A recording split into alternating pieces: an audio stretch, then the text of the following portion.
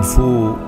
plus de décentralisation, il faut que nous réglions encore mieux ce qui a été amorcé dans les années 80 avec Mitterrand, Defer, Mauroy, la décentralisation poursuivie ensuite, mais qui n'est pas achevée, cette grande œuvre de la décentralisation. Et aujourd'hui, sur des sujets comme ceux de la mobilité, quelle est la part de l'État qui doit rester, la part de l'État pour avoir véritablement une unité au niveau national, et quelle est la part des régions? Sur d'autres domaines, la formation,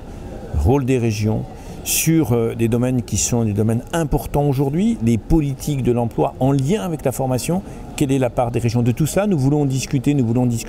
en interrégion, nous voulons discuter en pensant aux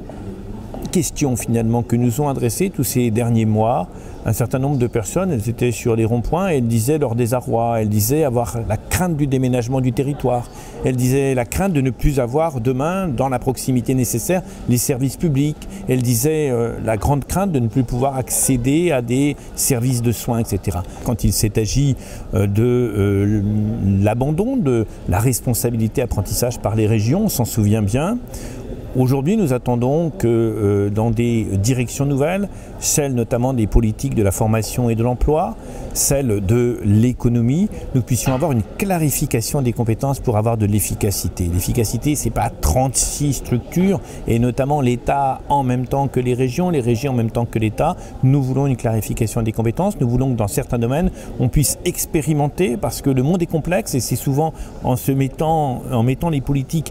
en les confrontant à la réalité des problèmes de nos concitoyens, que nous pouvons avancer. Donc nous attendons demain que le Premier ministre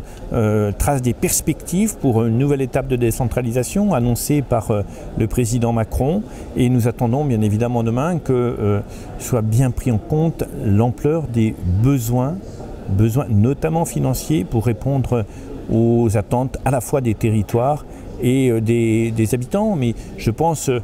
aussi aux entreprises qui ont besoin qu'on les aide à l'innovation, je pense aux PME qui ont besoin d'aller vers le numérique, je pense à ces femmes et à ces hommes qui habitent sur des territoires qui sont éloignés des grands centres et qui disent comment on va demain organiser le territoire pour qu'on puisse avoir vraiment une égalité des chances.